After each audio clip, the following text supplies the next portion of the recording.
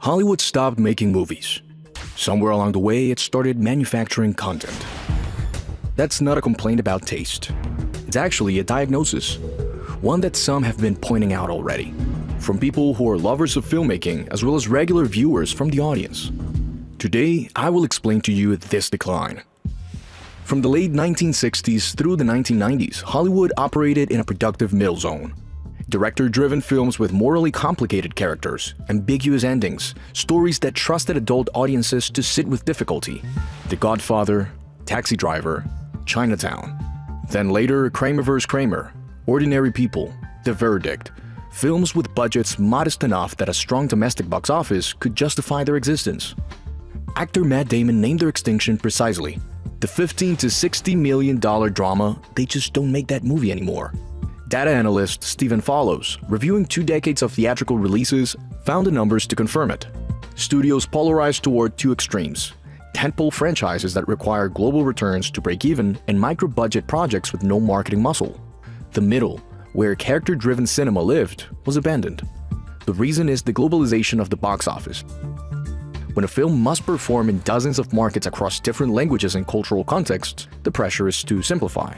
Action travels, franchise recognizability travels, moral ambiguity does not. If you have also perceived this pattern, then take a second to like this video, subscribe to our channel, and turn on the notification bell. This helps us a lot. The disappearance of that middle was partly economic, but something else has been shaping what ends up on screen: the systematic use of audience data inside the creative process itself. Test screenings have existed since the 1930s. Filmmaker Frank Capra was dealing with them in 1936. But according to The Hollywood Reporter, as production budgets grew, the process became more and more influential, with studios occasionally reworking entire movies based on these small audience responses. That process has since been digitized. According to a 2026 industry analysis, Netflix tracks not just what subscribers watch, but when they pause, rewind, or abandon a film. And that behavioral data increasingly informs which projects get greenlit at all. As that system analysis noted, AI can optimize for engagement, but it can also reinforce sameness, feeding you more of what you liked yesterday and ignoring the appetite for surprise. This is why Martin Scorsese's 2019 indictment of Hollywood, initially framed as a critique of Marvel, was actually a description of an industrial process. In his New York Times op-ed, he wrote, "Nothing is at risk. The pictures are made to satisfy a specific set of demands, and they are designed as variations of a finite number of themes. They are sequels in name, but they are remakes in spirit, and everything in them is officially sanctioned because it can't really be any other way." That's the nature of modern film franchises: market researched, audience tested, vetted, modified, revetted, and remodified until they are ready for consumption.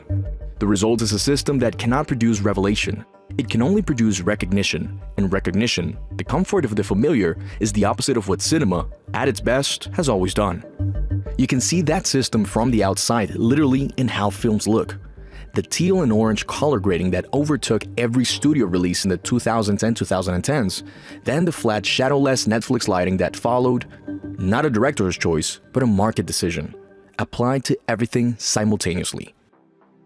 And yet, something is happening at the edges. In 2022, a teenager in Northern California named Kane Parsons uploaded a found footage horror short to YouTube. It depicted some sort of labyrinth office space from which there was no exit. The video accumulated nearly 100 million views. A24 assigned the then 17-year-old to direct a feature adaptation.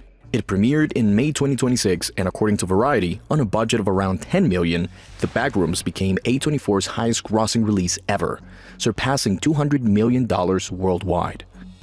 1 month ago, a comedic duo from YouTube known as That's a Bad Idea, whose members are Curry Barker and Cooper Tomlinson, directed and produced Obsession, one of the highest-grossing horror films in history, with barely $750,000, making over $224 million in 4 weekends. And we actually have a video on the success of Obsession. You can click above and watch it. But the lesson isn't only that YouTube is a new incubator of filmmaking talent. It's also that audiences have not lost the appetite for cinema that surprises them. It's just that studios stopped providing it. Studios gave directors freedom. Directors made films that mattered. Studios took the freedom back. Films then became products. Streaming changed the economics, but not the instincts. The same risk aversion that produced franchise sequels now produces content libraries optimized for how long you keep watching before you fall asleep. What's worth noting is where genuine risk is now finding an audience, not inside the system, but around its edges, in the hands of people the industry didn't train and didn't greenlight. Whether that's a crack in the wall or just an anomaly, what do you think? If you like those type of stories that refuse to give in to easy dopamine and want to actually give the audience something new, then take a second to know who we are. We are Big Picture Originals, a brand powered by Brazil Paralelo, driven by a small team that seeks to bring to you high-quality productions that connect audiences with the culture, history, and values that give purpose to life. To achieve our goal, every kind of support means the world. So if you feel related and you enjoyed this video, drop a heart like. Let us know your opinion in the comments. Subscribe to our channel and share this video with anybody that you feel might appreciate it. And if you want to get early access to our releases, click the link in the description or scan the QR code on the screen right now. See you in our next brief.